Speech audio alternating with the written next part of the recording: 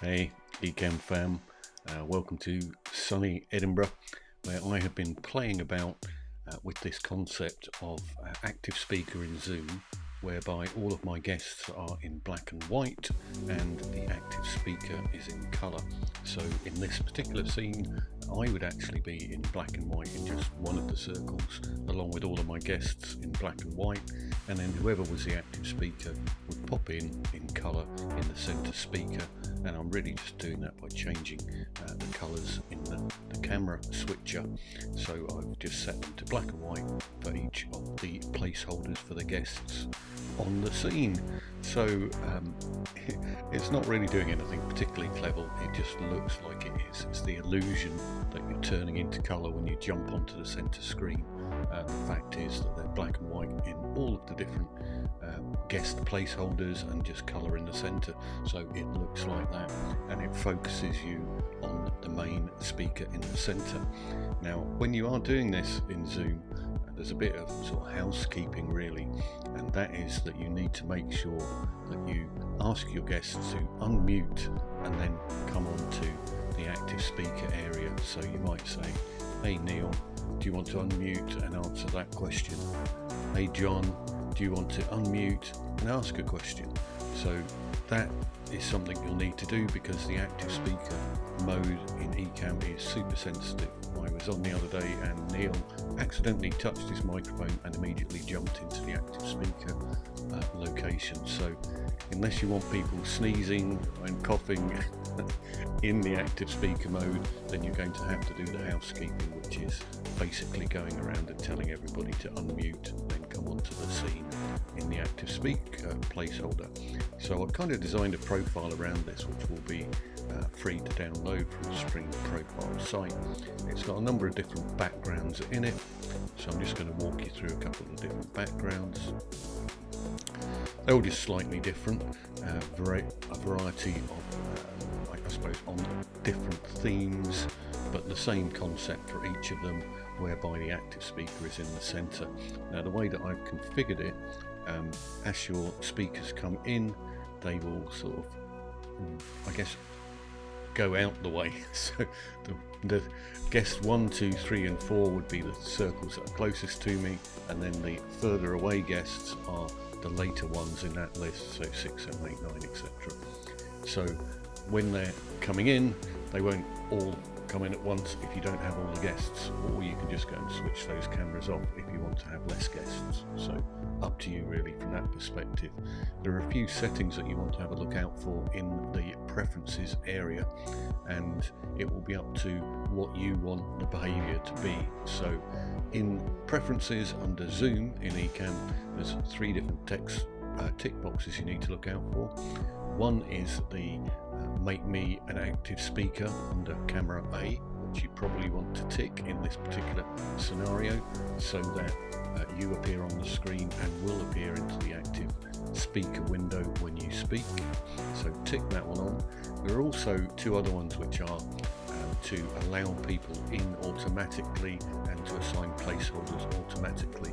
I've set those to yes in the placeholders just because for an experiment it just makes things easier, so you don't have to do quite as many steps. You're still going to have to, in your Zoom participants list, add the person into the production, but for all of that sort of stuff, go and see Kat and Adrian and Alec, all of those other people, Neil and Doc, all of whom have done videos on how to bring in your guests. So I'm not going to teach you all about how to bring in your guests, but we've just got a few different backgrounds here, and again in each case the idea is to focus everybody's eye on what's going on in the centre of the screen.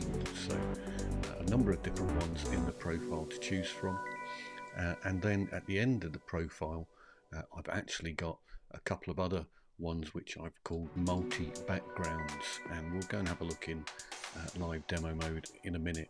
But what that means is I've got a whole load of different backgrounds to choose from within those 2 final versions of the product or the profile. So let's go into live demo mode and have a look at what's in the background. So live demo mode, and then I need to just zoom in, which I always get wrong, but let's zoom in to make that loud. And I've got a bit of crackling audio going on, hopefully that's not going to affect things too much. But in the background of these multi versions, so there's two at the bottom here, in the background of the multi versions you've got loads of different backgrounds marked. Background, strangely enough. So if I turn off the mounting glow, then I've got a background here of gradient showing in the background, and if I turn it off completely, that's what it normally looks like.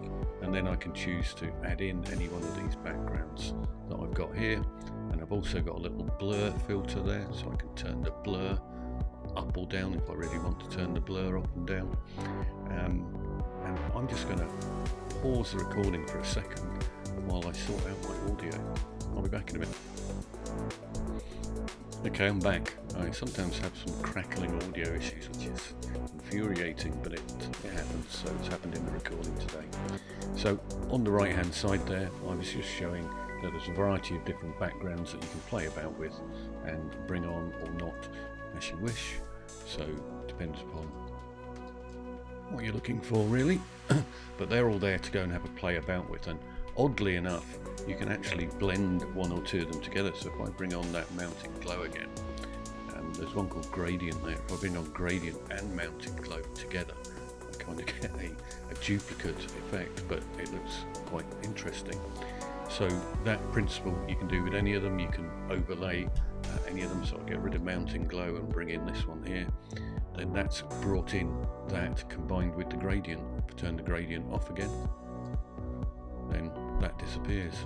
So you could actually apply that, actually thinking about it, to some of the other ones as well. So maybe if I brought in, let's go grab that gradient here. I'm going to take that gradient and I'm going to move it up to one of the other scenes here, which is predominantly white. And again, I've just got one background sitting there, which is my sort of star background, for want of a better description. If I now drop in the gradient, then that is the effect that has had immediately on that one. So it's gone from just being black and white to being nicely colourful. So let's maybe go grab another one and put it over the top. Why not go mad? So I come back down here and I grab this one here. Let's grab business, Control C, and I'm going to go back up to that one at the top there. Not that one. It was this one where I'd added in an extra gradient here. If I add in that business one as well by doing Command B, then I've combined them all together to give me a sort of an overlay effect of multiple things going on in the background. So this particular profile, you can play to your heart's content with. You can even go and change all of the blend modes on things, and colours will change everywhere. You could just drop a colour block into the background, or your own graphic into the background as well, because I have laid it out so that all of the circles are nice and evenly spaced for you, so you can put in your own backgrounds. So whatever you want to do, whatever you want to play with, that is the profile for active speaker mode. Make sure that you definitely do that thing of housekeeping, because it will annoy the living daylights out of you if you don't do that. So let's come back out of live demo mode again. So yeah, it will annoy you and your guests, because otherwise everybody jumps in and out and it goes all a bit mad. So don't do that. Make sure guests are on mute and unmute when they come onto each scene, so they're going to have to do that themselves. You can't at the moment mute and unmute individual guests, so you're going to rely on them to do that for you. But hopefully you can have a play about with this profile and learn for yourself the housekeeping moves for active speaker and how that works in Zoom. But hopefully this doesn't look like your average Zoom meeting. So that's it, 10-minute overview, and as I say, go have a look at other people's lessons on how to bring guests in if you're not entirely sure about that with Zoom. But it is great, it's unbelievable how you can turn what is a normal Zoom meeting into something that looks like this. So you can have Zoom.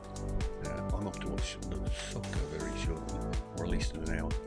I'll try uploading everything before I do that onto the site so that you can go download this profile and play with it. See you later. Cheerio from Edinburgh.